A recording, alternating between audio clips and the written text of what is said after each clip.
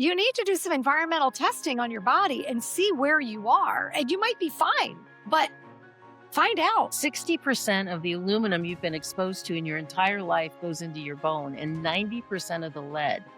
Yep. And both of those really contribute to osteopenia, osteoporosis, because they cause a chronic low-level inflammation. We are in a toxic stew, but it's not hopeless. So the job of each and every one of us is your first 3 jobs in environmental injury is avoidance, avoidance, avoidance. Welcome to the Deeper Healing Podcast. I'm your host, Danielle Howley. This is for everyone who's been dismissed, misdiagnosed, or told to just live with it and refuse to accept that answer. You're going to hear amazing patient recovery stories, raw and real in their own words. People who found answers after everything had failed them. You're going to hear from medical experts we trust that are pioneering new approaches to healing the body, because we deeply know we're designed to heal.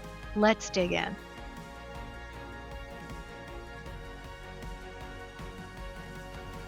Hi, this is Danielle Howley and Tiffany Jackson. We're the hosts of the Deeper Healing Podcast. We're here today. I'm actually geeking out with giddiness because we have an incredible guest here, Dr. Sherri Tenpenny, here with our favorite doctor, Dr. Bauerschmidt of Deeper Healing. Dr. Tenpenny, I've been following you for a long time as a mother and as somebody who just loves doctors and loves doctors who are out there, in my opinion, speaking the truth, which you have been a truth teller and a warrior for a long time.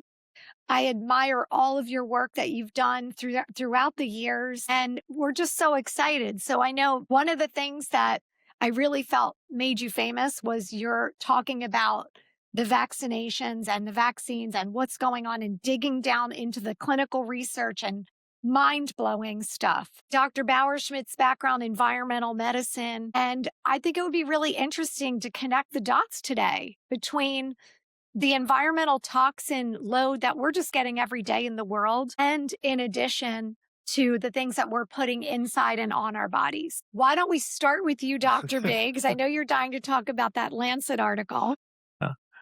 Yeah, and back in 2018, the Lancet, the British Journal of Medicine, probably the singularly most respected medical journal out there, at least among the allopathic community, published an article about the state of the environment.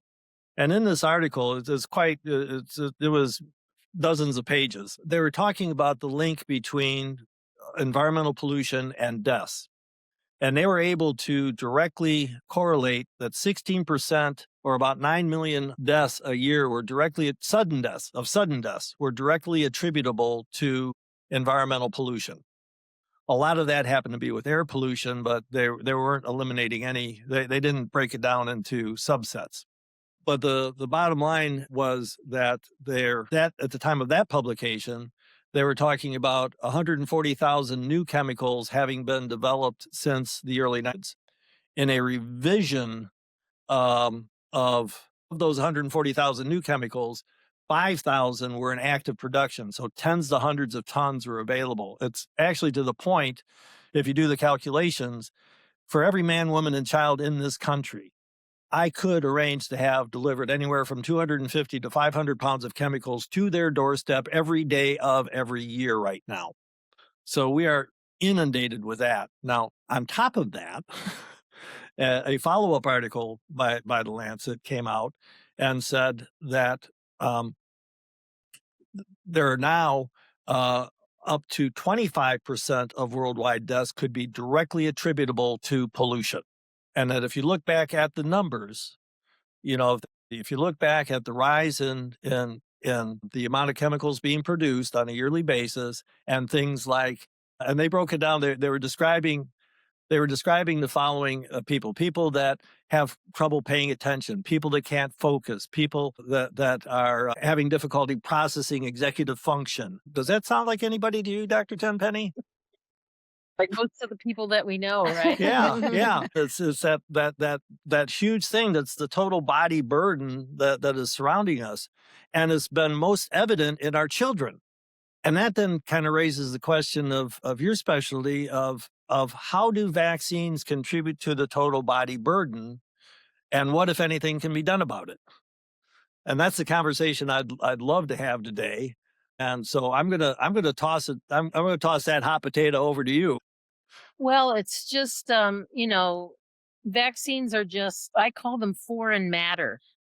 We're injecting foreign matter into children, actually starting in utero now, where mothers get 3 or 4 vaccines. Thankfully, they've tried, at least trying to eliminate the COVID vaccine from that pregnancy schedule. You know, the ACOG, the American College of Obstetrics, is up in arms. Like, how dare you not give this vaccine to pregnant women? And so they're getting a flu shot, a DTaP shot, and now a new RSV shot while they're pregnant. They're getting a RhoGAM shot if they're Rh negative. And for the last 5 years, they've been also getting a COVID shot when the baby is still in utero. And then, when they're born, they get 3 shots immediately of a synthetic vitamin K, a hepatitis B, and now the new RSV vaccine. They're getting goopy erythromycin stuff in their eyes, which is totally unnecessary because that was started, back in the 40s, maybe even before that, when there was epidemics of gonorrhea around. And so they did that to prevent blindness if the neonatal gonorrhea got in the eye. But now with all the exams and everything women got, and they can say that these women don't have gonorrhea, so it's really not necessary. So all this toxic burden that goes into children, and I call these injections just foreign matter, because when you look at what's inside the injections, and all the viral vaccines are made with cow blood, they've got chicken parts. Some of the flu shots are now made with dog kidney cells. They're made with Chinese hamster ovary cells. All of those residual cells of those remain in the vaccines. And if you get every dose of every vaccine from birth until 18 years of age, you get right around 12,000 micrograms of aluminum injected into you. And you also get more than 100 doses of different types of chemicals injected into you. So it's just foreign matter. And, I've said this in the last couple of months frequently, ever since Secretary Kennedy has been talking about making America healthy again. And he made a big focus on making children healthy again. Well, the first comment that I had about that, and I've said it directly to him, is if we scooped up all the children in America, all of them, every single last one of them, and dropped them into the Garden of Eden, where the soil was pristine, the water, the air, the food, everything was just as God made it, with no chemicals, because they hadn't even been developed on the earth yet. We scooped them up and put them in this Garden of Eden. It wouldn't matter one squat about what they were eating, as long as they were still getting 28 doses of poison by the time they're 1 year of age. Yeah. So don't tell me about making children healthy again until you attack that vaccination schedule and get rid of all of those foreign proteins, all those chemicals, all the aluminum, and even the multi-dose flu shots until just recently still had mercury in them. And that attrition rate isn't going to go out for at least a couple of years. And I think it was around 2005. I could be wrong about this date, but it was around that time that the Environmental Working Group did a study on cord blood. So this was right. So cord blood is right after the baby comes out, and the cord's still thumping a little bit. They take blood that is coming directly from the baby and they go and test it. And I think they found over 200 different types of environmental chemicals and pollutants that were already inside that infant, not including all of the foreign matter from the vaccines. So, and I think that prior to that, physicians, always thought that the placenta was like this little cocoon that protected the baby from everything. That was just blood in with nutrients and deoxygenated blood and demineralized blood, and that came out, was filtered and sent back in there. But nothing else went across the placenta because it was this protective little cocoon. But that study sort of broke that open for most physicians. I mean, it just doesn't even make sense that people would think that way. But there's a lot of things that physicians think about that I can't believe they think. That in time with the environmental, I think that was another pivotal environmental thing, showing what children are exposed to even in utero. Yeah. And one of the easiest ways to get a woman to detoxify, I prefer the word deprivation as opposed to detoxification, but the end result is getting the toxins out. The easiest way to do that is get her pregnant and have her breastfeed. Yeah. And I've often thought about that, Dr. B. I've also said, and I've actually talked to different obstetricians about this, and I never really got a straight answer. Maybe you can provide context to this. But breast tissue is fatty tissue, for the audience. It's fat. And it's got these little lobules in there that as you get pregnant, they generate and they produce milk for the baby. But fat tissue always accumulates metals. And so if you've got a large breasted woman, you've got tons of aluminum and mercury and cadmium and arsenic and all sorts of stuff that have accumulated all the years from the time that she started her menstrual cycle. So say from about 12 to say at least 24 and older. So for the last 12 years, her breasts have been like a toxic magnet. And then when the baby's born, the first download of that, and my question was, should that very first download of milk be pumped and discarded? And then the baby, because you're getting most of the metal or a lot of the metals out before you dump them into the baby. And then all the response I got is like, oh, no. That first milk has colostrum in it. And it's really so important for the baby. I said, but it's also got a bunch of toxic junk. Yeah. Shouldn't you pump and discard it, maybe the first thing on both breasts, and then give nutritious, healthy milk to the children? And I've never gotten a straight answer about that. Well, and probably because there isn't a straight answer, because there's this issue of a redistribution. And so you may get that first dump out of the breast, but the fat is also visceral fat where toxins are stored. And there used to be the way of determining whether people were exposed to phthalates and volatile organic compounds was do a fat biopsy and send it off to the lab to see. So it's not just the metals; it's also all the other all toxins are basically are basic. So the question is it all just concentrated in the breast? And my answer would be likely not. And then you have that risk. Where's the risk benefit ratio? If there was a way that we could determine what the woman's toxic burden was before breastfeeding, and how many breastfeedings does it take for that toxic burden to start going down, I'd say we'd have some way of measuring. But the simple fact of the matter is, I would much rather have the woman come through and let's cleanse her before she gets pregnant, and then not worry about the breast milk. Exactly. But most women don't do that. But don't. It's a good point on this podcast, for the people that are going to listen, that are going to be listening to this. If you are considering getting pregnant, and I really liked when you were on our show and you were expert on our show about bone health. I really loved the fact that you said, I don't like the word detox. I really prefer the word cleansing. And I've stolen that from you. I'll just tell you. Well, you're welcome to use it. I promise my lawyer won't be calling your lawyer. That's very good. Yeah, because the idea of, if you look up detoxify in the dictionary, it will say getting rid of something, getting rid of a toxin. But people will tend to assume that detoxification means I'm taking something that's toxic and turning it into something that isn't, which is truer to the root of the phrase. And that's really not correct. We take something the body can't get rid of that's fat-soluble, the lipophilic stuff that stays in the breast tissue and the fatty tissue and everywhere else. And the first step is to turn it into hydrophilic so that our body can dump it into the bloodstream so we can ultimately get rid of it. And then lastly, that's the usual business of the cytochrome P450 system. Then that second step is connecting it to something to remove it from the cell. And this is your second phase of biotransformation, which is, the responsibility of things like glutathione and methylation. Everybody's all up in arms about methylation pathways, and they should be, but that's not the only way. There's these other ways as well, with glucuronidation and sulfonation and amino acidification and blah, blah, blah, blah, blah. And now we got it back into the bloodstream, hopefully. Now we still got to get it out of the body. Nowhere along the way can we presume or assume that we're going from something that's more toxic to less toxic. And in fact, many times as you go from that first to the second step, you go from less toxic to more toxic. Right. And so it's one of the reasons I've said for a long time, it's one of the many reasons why morbidly obese people struggle with losing weight, even a little bit, because all of those chemicals and persistent organic pollutants and PCBs and all the things have been stored in all of that fat.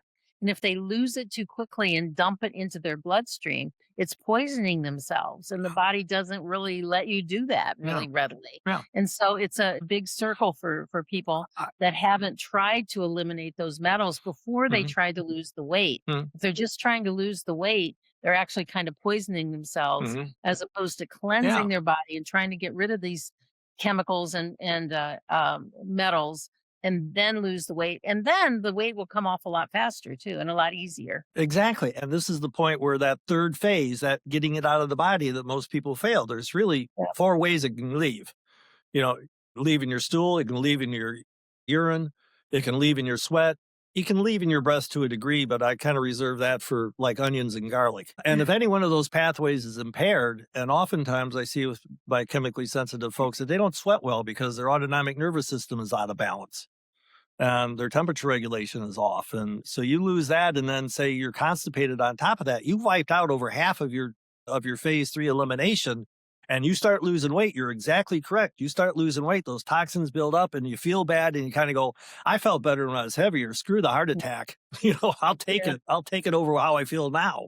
Exactly. And they quit. We see so many patients when they do the Rejuvenate cellular cleanse and they start taking care of their metals, you'll see the weight start falling off. And they're like, I never could get rid of this before. And we always say that is what it is. It's those toxins holding it for protection. Yeah. And it's not just weight loss. Yeah. Dr. T, I think we've been educated in the same time frame, by and large. And I remember when I was in residency, in family practice residency, this was 1979 to 1982. There was one of the other residents in another program in the same hospital moved into a house, and there was an autistic child that lived next door. And I swear to you, there were 18 residents in family practice, 18 in internal medicine, and 18 in pediatrics. Every last one of them wanted to get invited over to their house so they could maybe get a glimpse of what an autistic child looked like. Wow. How easy is it to come across an autistic child now? Just go to the grocery store. Yeah, yeah. And what about all the rest of the neuro? How about ADHD? How about ADD? How about just behavior disorders? All these things are the result of this rapid rise in their total toxic burden. Immunizations is a big part of that. And you're absolutely right about the aluminum. But, people are going, well, what do I do to get rid of it? What are some of the things that you've been able to help some of your patients with? Well, we're real big fans, and have been for the last 5 years, of a product called Pure Body Extra. That really does bind to the aluminum and the metals and the cadmium and mercury and all those different things, and the persisting organic pollutants. And the great thing about it is that it's a spray. It's a spray. I got my little own bottle right here. I actually do use it. Any of the products that we talk about on our show or that we promote, everybody uses them. Yeah. And so, it's a spray. It doesn't have any taste, and you can use it when you're pregnant. You can use it on newborn babies. I put every day, my dog, I put a couple of squirts in his water bowl, just a couple of squirts, because, his nose is out there on the ground outside. He's a little flat nose. He's got a little Japanese chin. And so he's snuffing up all the stuff that's coming out of the air. So he needs a little bit of a detox too, right? Yeah. So I put it in his water. And so that really seems to work really well. We've got thousands of testimonials for that. And we've been using that product for a long time. So it's, and that's so what I was going to ask you our- about that. I was going to ask you, I really want to dwell on this for a second because, I went through chelation training with ACAM and, then did environmental studies with Dr. Walter Crinion and read Dr. Bill Ray's books and all this stuff. And they're all about, DMSA, EDTA, DMPS. These are the only things that we know of that's that we can show before and after removing metals. And, anything else is kind of like good luck. Are you aware of, I love when we get testimonials, but is there any, and I love testimonials. We've got a bunch of them ourselves, but have you come across any evidence anywhere along the line that, that there's any kind of objective numbers that people can say, oh yeah, I can wrap my head around that? Well, it's the main product in here is Zeolite. right? Hmm. And there's like 10 or 12 different types of zeolites that are out there, maybe even more than that. And most of them are used in heavy industry for Mhm. cleaning things like oil rigs and, different things like that, because they're hard and they're granular. Hmm. But these are smaller, particular types of zeolites that have been cleaned out. And I think that they have done before and after testing on this. I did an interview with a zeolite investigator. He's MD, PhD, eggheady kind of guy. And he sits on lots of different boards of companies that use different grades of zeolites. And I had him on my show, and his name is Dr. Lee, and he was talking about all the different testing and things that they've done with that. So, I went through the same things that you did, the EDTA and the DMSA, and we went from EDTA over to oral DMSA, and we've been going back and forth for along the line. And I also use in the clinic, we have a product that has oral EDTA in it. And I know that works because I personally have used it and felt the significant difference in the little bit of cardiac chest pain that I was having. That after I started taking the oral EDTA, because I can't do IVs. I'm serious.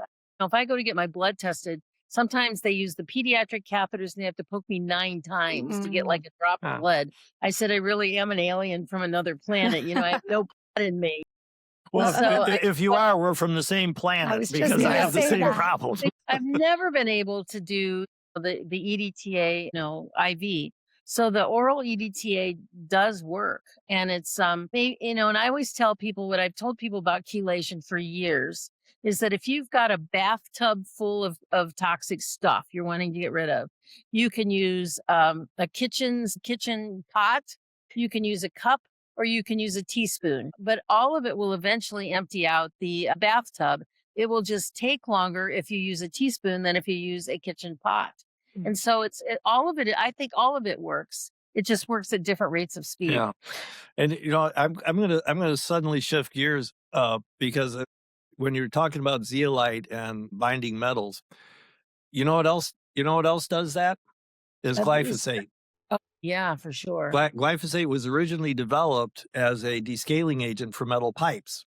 Oh, And wow, I didn't know that. yeah, and the really dangerous thing about it, I think, is that when it comes in contact with, remember chemistry and valence, and each metal had had a positive, like iron's got +3 to +7, and aluminum's got +5 or whatever it is. Well, what the glyphosate does, how it works as a descaling agent, is it takes that number and makes it basically 0. So now there's no electrochemical charge left on this thing, which makes it immediately accessible across the blood-brain barrier. So when you want to look at Alzheimer's and aluminum, look, and how many sprayed vegetables did you put in your aluminum pan when you were using with some tomato sauce to make it a little acidic, and the acidic leaches the aluminum and binds to the glyphosate and goes straight to your brain, and you wonder, where did that Alzheimer's come from? Wow. Interesting. I want to touch back on something that Dr. Tenpenny said, and it was quick, but I don't think it can be said enough. There's so many young couples that are struggling with infertility. What they do is they turn to IVF. They do not turn to detoxification. Or depuration or cleansing. Or depuration or cleansing or whatever you want to call that. And I'm looking at my own family just to make it a personal, because I think people can understand it. I ran my own metals. My lead is at 40. My mercury's in 30. And, Dr. B was like, were you working in a factory? Were you a veteran? Like, where'd this come from? Chewing on lead sinkers when you're fishing. And I grew up in Philadelphia, and I thought, that says it all. I pretty much think it does. So I figured, okay, it was probably from the lead pipes and urban living and tap water. So I thought, well, if it is from my childhood, then it would have gone to my children.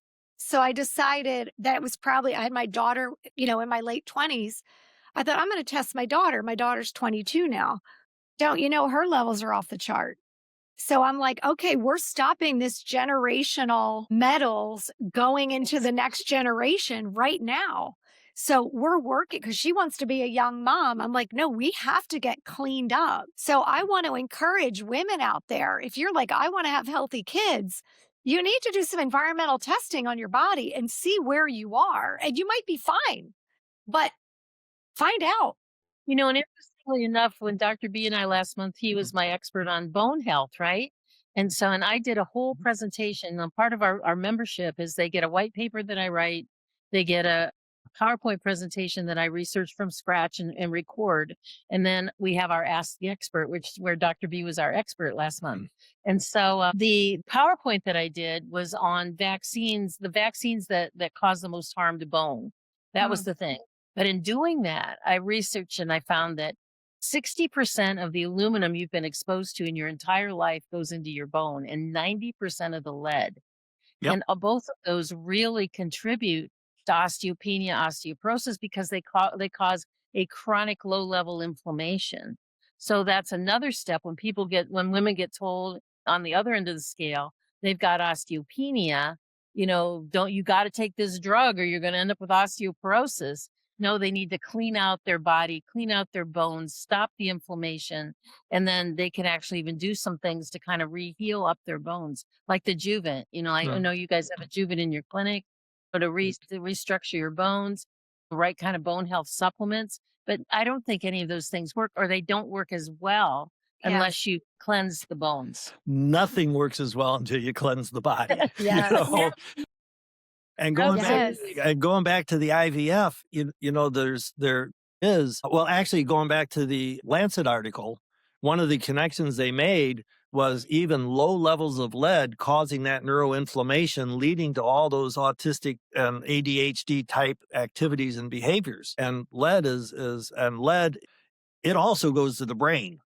And particularly to the frontal lobes. This is where all your executive functioning is going on. And you wonder why, why are our kids I wasn't this stupid. How did my kid get this dumb? Yeah, if I remember correctly, they have a whole chart where it's like these heavy metals are where they have a high affinity towards bone or the kidney or the brain. I've always thought that too. And I did, Dr. Tenpenny watched the webinar that y'all did together, which was awesome a couple weeks ago. But I've always thought, and we've never talked about this before, and so now having Dr. Tenpenny, so if people are getting exposed to all these heavy metals all throughout their life and they have a high affinity to their bone, these women, as they start to get older and the bone's breaking down, so now we're redistributing everything, and now that's when it's going to the brain. And so it's like they could have had exposures when they were really young, right? Oh yeah. And part of where you start seeing some of the resurgence of lead toxicity is in postmenopausal years. Yes. And I'm sure the TAC2 trial, whenever they finally get around to getting it published officially, is going to show that one of the reasons that people have heart attacks is the lead, and women start having heart attacks after menopause. They start having osteoporosis after menopause. Could there be a connection? And if so, what would it be? Maybe lead? As you've stored it there all your life, you start losing it, you put it back into circulation, it starts, recurring in its inflammatory processes, and you start getting the neuroinflammation and the depression and the Alzheimer's. And it's just ridiculous. The other thing I hope people can walk away with a little bit is this notion of total body burden. We are in a toxic stew, but it's not hopeless. The job of each and every one of us is, I remember Walter Crinion standing up there and says, your first 3 jobs in environmental injury is avoidance, avoidance, avoidance, and by that it's clean air, clean food, clean water, so it's part, what people that are listening can do just to help obviate some of their ongoing exposures is to eat organic food, a whole fresh, non-processed, because you start processing stuff and you start not only robbing nutrients, but you also start putting in all kinds of chemicals back into the system for preservatives and for taste and for flavor and for texture. Get a good water filter for your home. But there is no such thing as any safe drinking water. I take that back. I had one patient that came in and said, Doc, I got the purest water in the world. I said, prove it. And they had a spring in the back of their house out of the mountains in Pennsylvania.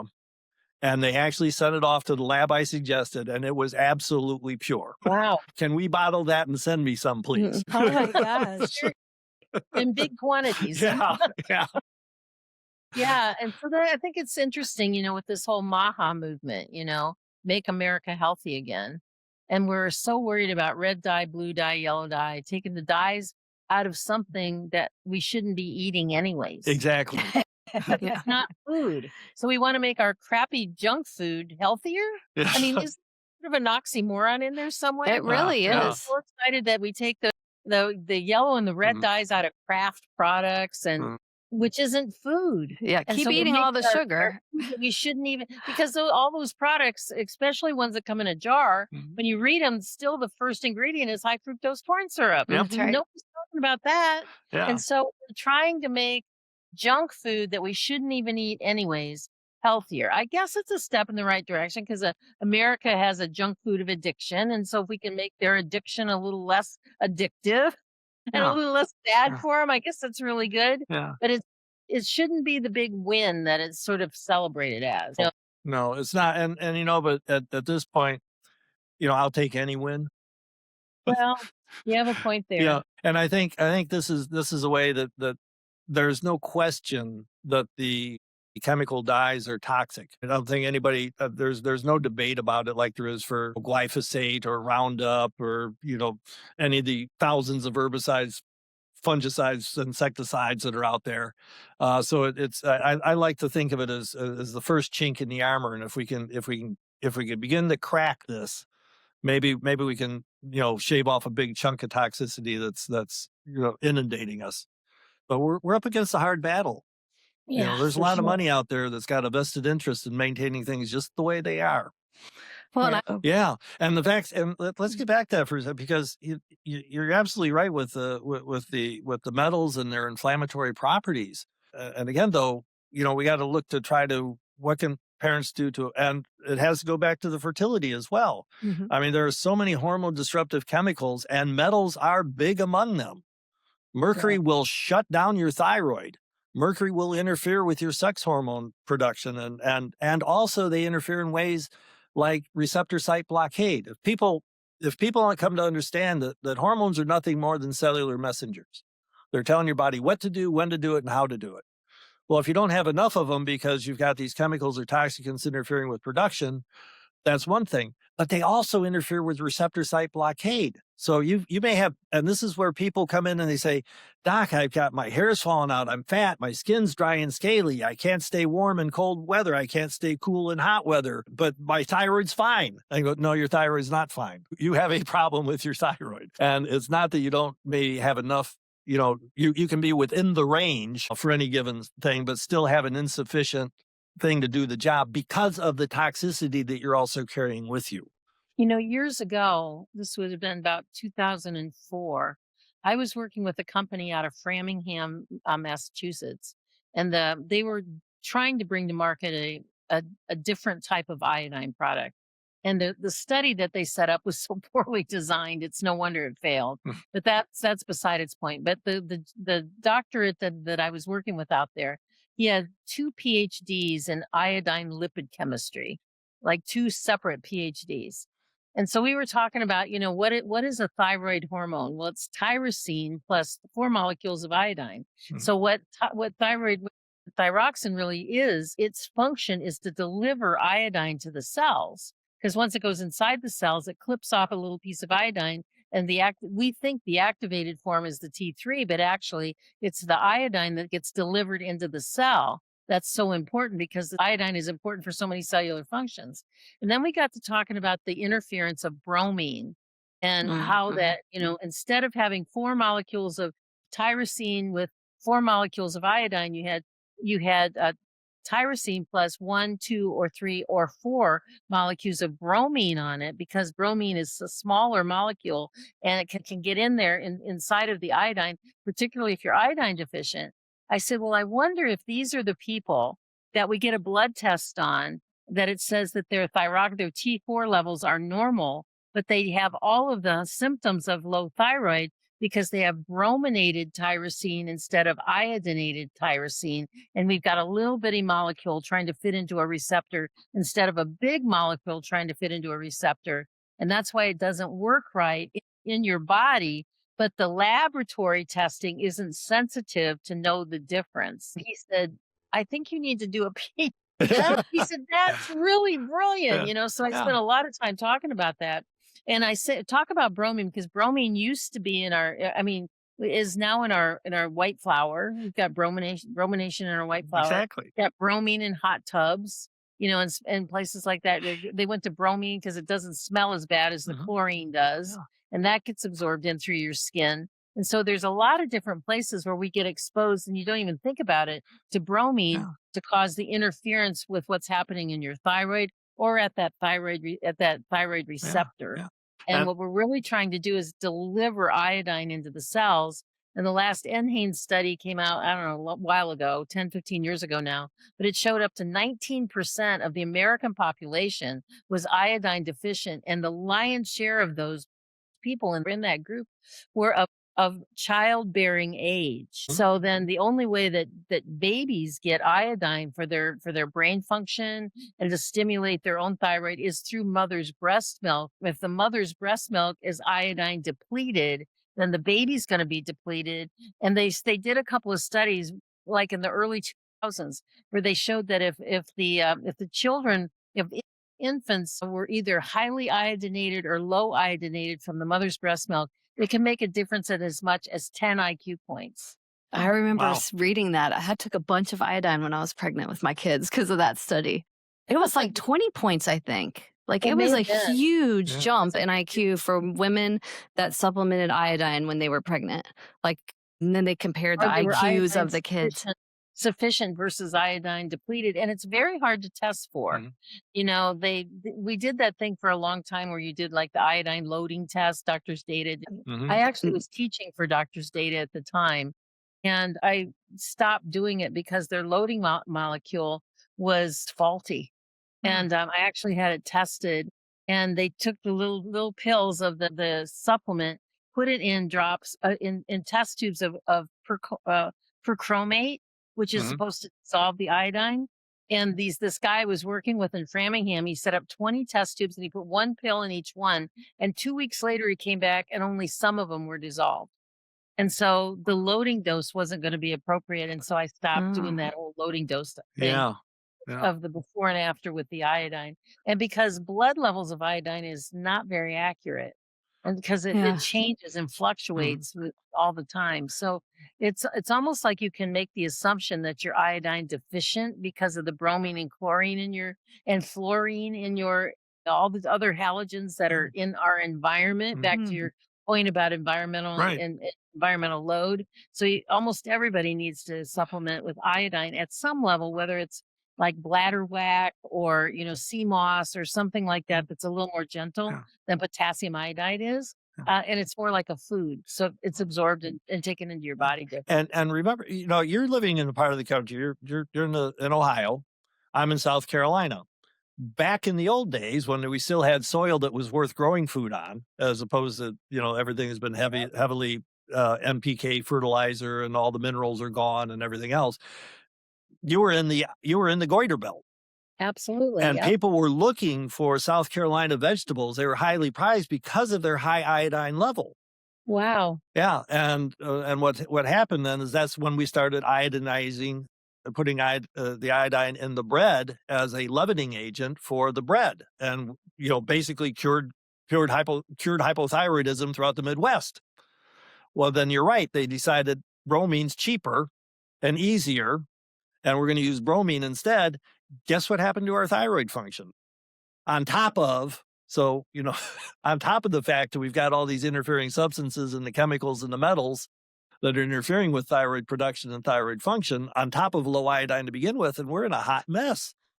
There's an organization out there. It's the International, I think it's IDDD, International Iodine Disease Disorder or something group. It's an international group that their whole function, it's a big NGO, and their whole function is to get iodinated salt into third world countries that don't have access to that. And that's what they do. That's all they do. And you see all their pictures when you go to their website of them taking teaspoons of salt and the little kids' mouths and stuff like that.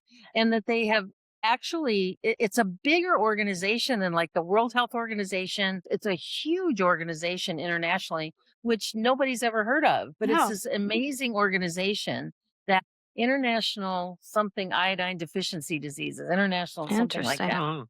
And it's it's a huge organization.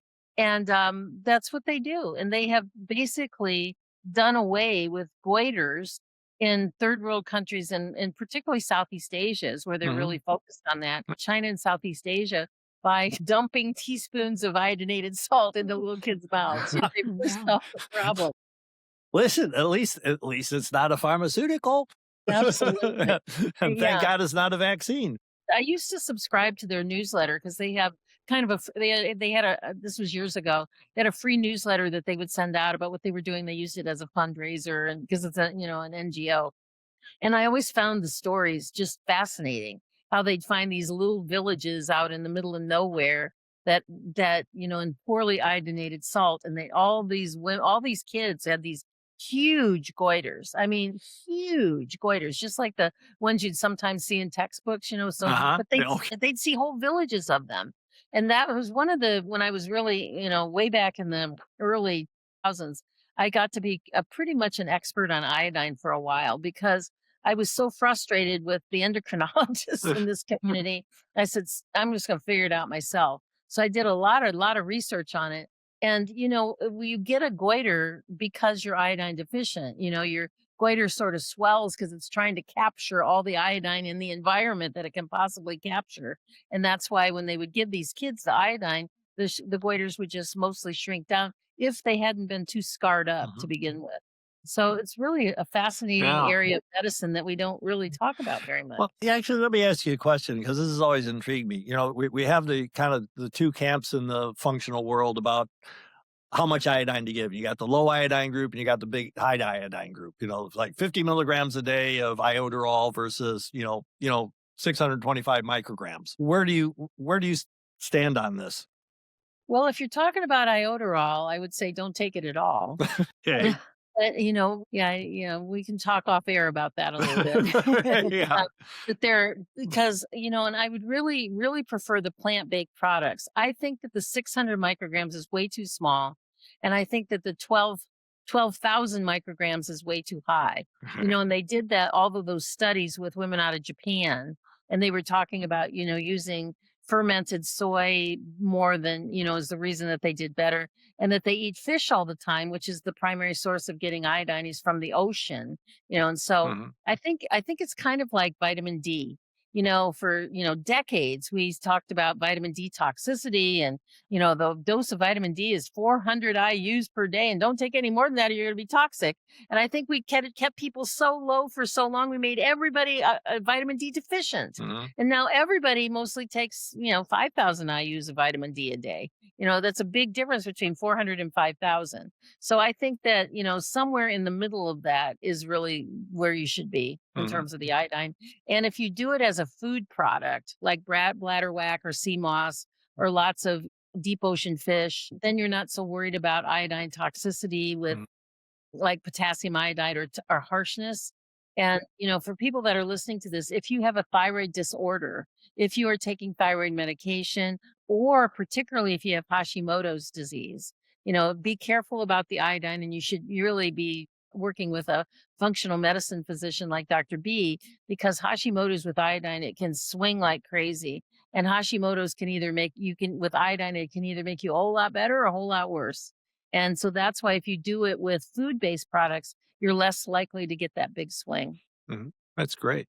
And, it's interesting you bring up the sea moss because, there's increasing controversy over how safe are our oceans. Yeah. And anything. I know. Is there anything you can put in your mouth? Well, I know.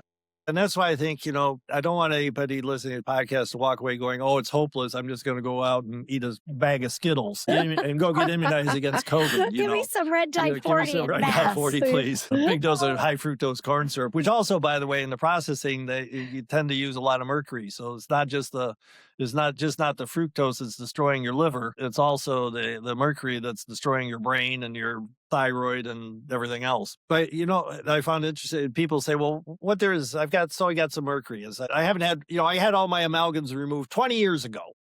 I don't have a mercury problem anymore. I don't eat fish. And I say, and what's the half-life of mercury in the human body? And they go, I don't know. I said, 40 years. So you're 40 years old. You had your amalgams removed 20 years ago. You still got 75% of what you had when you were 20. And I always tell people that when they tell me that, when they say, I've had all my fillings out, I said, well, you did the hard, painful, expensive part. You did that. You did part one. But what did you do with part two to get rid of the mercury in your body that's been leaching out from those fillings for all the decades that you have? Right. Them? Exactly. Did you ever do that part? Right. Exactly. And the other stuff, you and I grew up same, there was always a bottle of mercurochrome or merthiolate sitting in the medicine cabinet. You get scratched or scraped, you throw on the mercurochrome or merthiolate. Oh, that was mercury-containing compounds. Great antiseptic. You would literally put it on a cut? Yeah. Mercurochrome or merthiolate. Yeah, it was an antiseptic. Mercury used to be I feel like the syphilis used to be treated with mercury. Yeah, but that was because it was poisonous to the spirochete, not because it really. Because that's the excuse that they used since from 1920 to 2004. So almost 100 years. Yeah. Mercury was supposed to be a great antiseptic, and it was proven that it never did anything to become a great antiseptic, and that's why they put it in the vaccines, because it's supposed to keep it sterile, and it never did any of that. Not a bit. But it was just another one of those lies that were just because they said it. And I said it to you, and you said it to the next person. You said it to the next person. And it was just a lie that was propagated for almost 100 years. Yeah. And so many things in medicine like that. We should write a book about that. That would be an amazing great book. book. How many lies have we been told? Yeah. God. Oh, that would be the best. And book. I did a little TEDx talk a couple of years ago, and one of the premises was we got lost when we changed the medical school education. And, throughout got rid of the nutrition courses and things and kind of focused on pharmaceuticals, because we discovered, these things called antibiotics, is one of the first things out there. And they worked so remarkably well that we adopted that principle and applied it to everything. Mm-hmm. So we had antibiotics for infections. Then we had antihypertensives for the blood pressure and antianginals for heart disease and antidepressants. And all we were doing was blocking we're creating a symptomatic improvement without considering downstream impacts, much less the upstream that caused the problem to begin with. And my premise is that until we start dealing with that upstream stuff, we're just going to chase our pharmaceutical tails down here at the just by continuing to write the prescriptions. We got to refocus our attitude towards this, whether it's towards vaccines or foods or toxins or whatever your underlying health condition is. You've got to pay attention to why you're there. I tell the patients, it's okay to put out the fire, but you better find the arsonist. Mm-hmm. Yeah, exactly. And I don't think people just realize actually how much they are exposed to. I just think it's, nobody talks about it. And especially with the vaccines, nobody really is adding up. Like you mentioned it at the beginning, like really how much you're getting, the heavy metal world, like it's in our food, it's in our air, it's in our water. Like you are and this is what brings it all back to total body burden. Your is full and you cannot get rid of it. It is now affecting all of your organs, your cells. It's contributing to all sorts of massive inflammation. And then once you hit, the perimenopause, like that's everybody. It's like your brain just stops. Like the hormone picture, everything just starts to get worse. But it's just the normalization. I say to moms all the time, Lysoling your baby's not making your baby safe. And that just sounds ridiculous, like saying it, but that's just normal. They don't think the other thing we haven't thrown into this pot, which makes the pot even bigger, is all the emotional toxicities. Exactly. So, we focus so much on my owie caused by some chemical, and we don't think about all of the emotional toxicities that have gone on. And I've said this for years, and it's not going to happen in my lifetime. I probably said it 30 years ago. I'm hoping there will come a day that when a patient comes in to see you and they pull out their list, they've got like every organ system involved and they've got symptoms there, that the first question we ask them is what's going on in your life? Like what's going on with your marriage, with your kids, with your church, your spirituality stuff.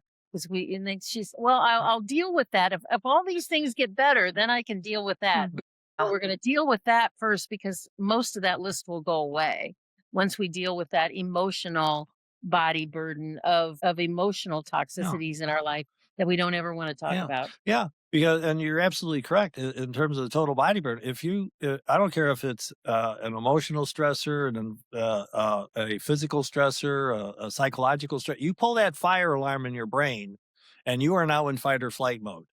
And if you're in fight or flight mode, you cannot be in rest and repair mode. These two positions cannot be held simultaneously by the human body. Yeah. And if you're not getting that adequate rest and that rejuvenating sleep and that ability to just like every so often, you're going to age quicker. You're going to die quicker. You're not going to get better. I see it all the time in patients that come in. A lot of my folks have been sick for years. I've actually threatened to change the name from Deeper Healing to Last Resort. I hear you. Yeah. I hear you. The doctors who used to work with me used to say that all the time. Yeah. It's like, how come we're always the last resort? We should have been the first resort. Exactly. Yeah, exactly. But they all come in with there's emotional burden to either causing the illness or as a result of the illness that's impairing their ability to heal. Absolutely. And that's why the first D in deeper is emotional. It's really that important. And I've gotten to the point now that if a patient comes and says, "Can you help me?" I says, "Do you believe you can get better?" Because if they're sitting there saying, "Well, I do affirmations and I do meditation," I said, "Yes, but do you believe you can get better? Because if not, you're just having an argument with yourself every time you meditate, or every time you try a positive affirmation because you really don't believe it." Right. Exactly. And if you don't really believe it, then why are you spending all this money to go all of these doctors, get all these tests, buy all these supplements, do all this stuff? Yeah. Is it window dressing? Yeah. Because you really don't believe it. Yeah. Because the family doesn't believe me, and if I have enough doctors telling me I've got something wrong, or if I have enough doctors telling me I don't have anything wrong, which if you're sticking with the allopathic model will happen eventually. And the patients who say, "I am a fibromyalgia patient," or "I am no, you're not. No, no, you're Susie Q who happens to have migraines. Don't tell me that. That's right. Exactly. They self-identify with their disease. Yeah, and that's really and that's until that gets addressed, they don't have a chance of getting better. Then the second question I usually ask them is, "Why do you want to get better?"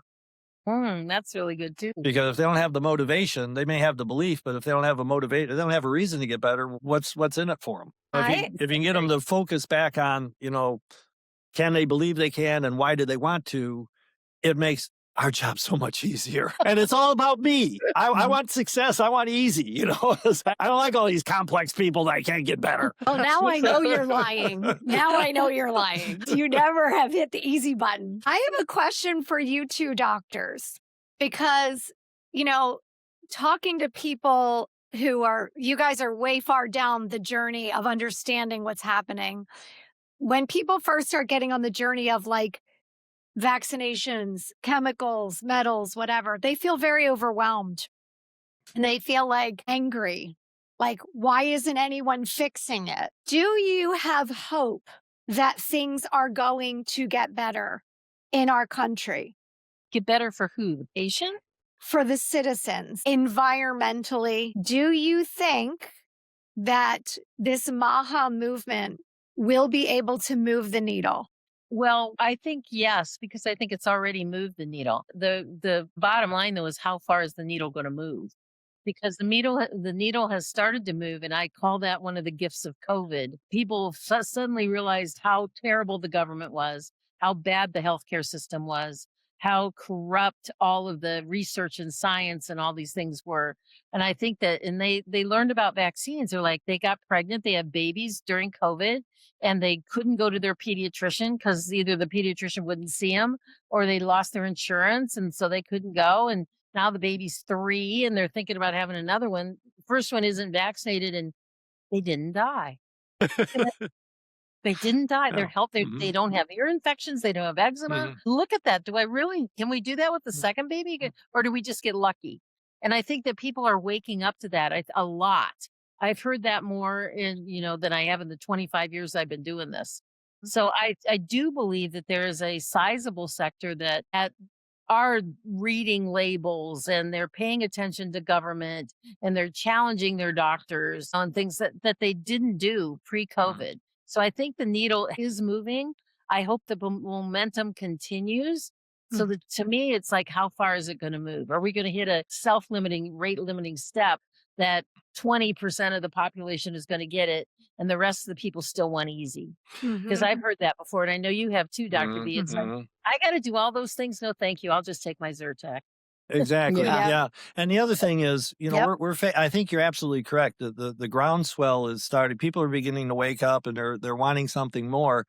But we have to be prepared. And this is the part that I'm not as hopeful as you in some ways.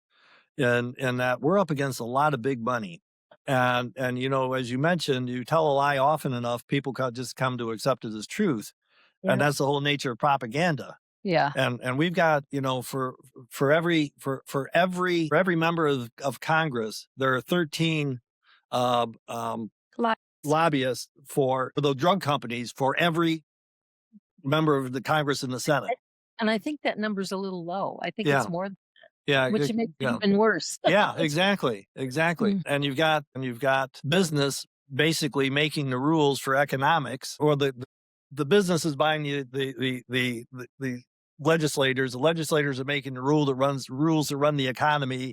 The economy is based on who's paying the senators, which is kind of that big, what I heard, the easiest way to become a multimillionaire in this country right now is to get elected to Congress, because you get all the inside information, who's, what stocks they're all guilty of insider trading. Well, you remember that, before he left office there, and, he was thinking, they were talking about maybe making him attorney general, and he went down the halls of Congress and he said, I've never met any of these people. He went from door to door to door. They are Congress representatives down here, like a Matt Getz, when he did that. Yeah. He said they all sit in their offices all day long behind the closed door day trading with their insider scoops that they've gotten from being around here. That's what they do. Yeah. He said, really, they sometimes show up to vote, sometimes they don't. And he went down, he said, I've never met this guy, never met this guy, never met this gal. And he'd been in Congress like 6 years. And he said, I've met him. So you're absolutely, sadly. And I think that that's another gift of COVID, though, Dr. B, is I think that people understand that, we've always kind of heard, from Trump's first term, we got acquainted with the swamp. And I think that people have always kind of knew it peripherally, but then they knew it a little bit more. And now they know it a lot. And I think that people are paying attention, the whole thing with getting Bobby Kennedy into Secretary of HHS and with, the whole MAHA movement. I mean, I think that there's more groundswell now than ever. I just hope that the momentum doesn't stop, because they are going to pull one of these things again. I just read this 2 days ago. They're setting up for another event 201, one in the UK, one here in the US. And so they're already setting that up. So the idea of why we have to keep talking about these things, and it's like with my book, my book that just came out, The Zero Accountability in a Failed System, How Big Pharma Weaponizes Vaccines, Public Health, and the Law. Yeah. And so I dig down into all of these things in a lot of detail. And I'm hoping that this groundswell will continue. When people read the whole history of everything that I lay out, and I talk about a lot of things in the book that we generally don't talk about very much in the health freedom movement. And I'm hoping that, it's doing pretty well. And I hope for all your listeners, we will definitely, yes. You can go out to Amazon, or you can get it at Barnes and Nobles. It comes in a paperback, an ebook, or an Audible. You can get it one of those ways out on Amazon. And and it's the reason that we have to keep in this conversation, because they're going to do this again. Oh, yeah. We don't understand how we got here from 20 years ago, when the PrEP Act started 20 years ago, and what the result of that was for COVID. And if we don't stop it and understand what it is, we're going to be right back in the same place again with masks and social distancing, and even worse, really, truly mandatory vaccines of the worst top possible kind, if they release the the self-amplifying RNA vaccines, Right. which are just, it'll be the end of humanity if they do that. It truly will. Yep. And so it's, really important to keep the conversation going. Because I've had people say, like, I don't want to talk about COVID anymore. I mean, it was a bad point in time in my life. Everybody I know got vaccinated, and I don't want to talk about it. It was 5 years ago. Let it go. We can't let it go. No. We have to keep the conversation going so that people may stay in the activist mode to be vigilant about what might come next. Yeah. Yeah. And I used to think that, why bother to vote? Because I can't influence it. And particularly, I live in South Carolina. We're pretty much a red state. If you're a Republican, you get elected. If you're Democrat, you got a hard road to hoe. But it doesn't really make any difference if you're Democrat or Republican. We're so fractionated right now. We don't have anybody representing the middle. And so, but the one thing we can do is vote. Yeah. And a lot of that voting, I think, starts taking place on a local level. Absolutely. And if we can get the local, get your little house in order, and it makes it easier to make the next cities get their house in order, and then eventually the county and the state and people can band together as that medium, that middle road that we probably all should be holding a lot closer than we do now. And it's why the midterms are so important. Yeah. People only think about voting for the president. It's true. But every 2 years when they vote for the people that you're voting for are your judges, your sheriff, your board of education, your mayor, because all politics is really local. Yep. And those are actually people that you see at the grocery store, you see in the restaurant, you see, when you go to the laundromat or the dry cleaning, you'll get your hair done or whatever, you see those people and you can hold them accountable. Yeah. And because they're right literally in your backyard. Yeah. So you can have some say and some control over that much more than what you can do with those jokesters down in Washington, D.C. Exactly. Yeah. Exactly. So I think, Well, I know Danielle's over here going, we got to close this up. We have to close this up.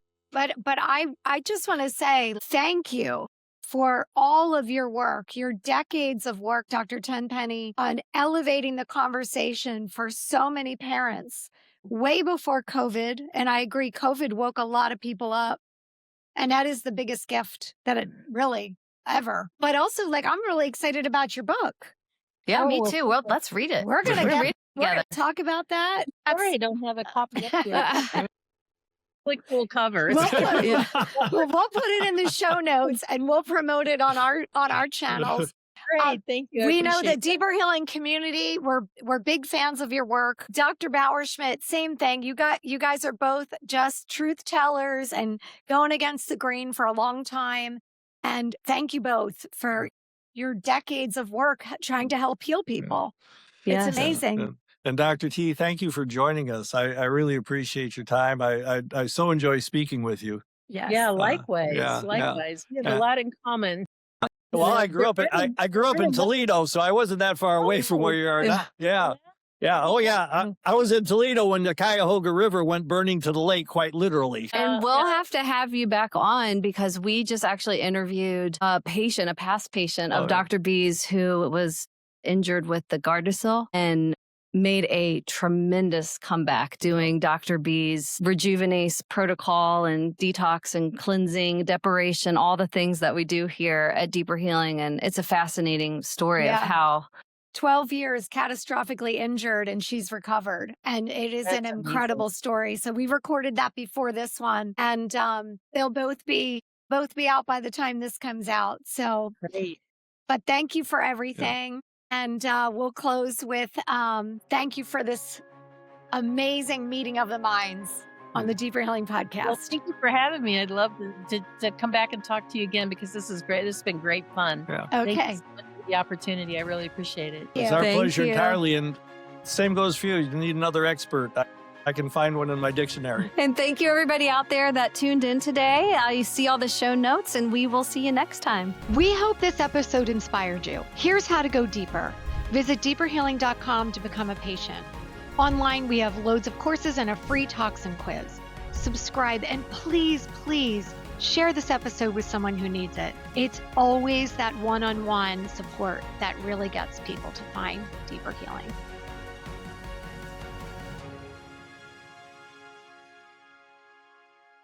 Remember, this is educational content, not medical advice. The information shared here should be discussed with your own personal healthcare provider. If you're excited by listening to the medical experts or the personal recovery stories on here and you want to start your own deeper healing journey, go to deeperhealing.com and start your process.